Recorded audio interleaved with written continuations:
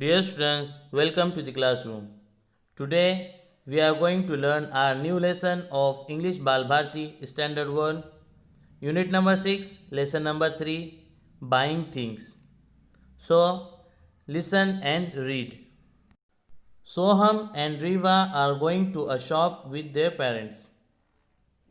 What a big shop! Mother wanted to buy something, father wanted to buy something. How about you, children? Do you want to buy something on your own? Here's some money. You can use it to buy anything you like.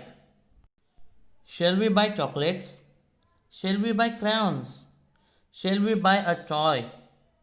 Please help us, mother. What should we buy? Well, you can buy something that will finish up quickly, or you can buy something that will last long. You can buy something made by others, or you can buy things and make something yourself. That's a good idea. Let's buy things and make new things with them. Soham and Reva picked up some things. They went to the counter. We want to buy this paper, glue and colors. How much is it? 95 rupees in all. Here's the money. 100 rupees. Thank you. I must give you 5 rupees back. Here it is. That's right. Thank you.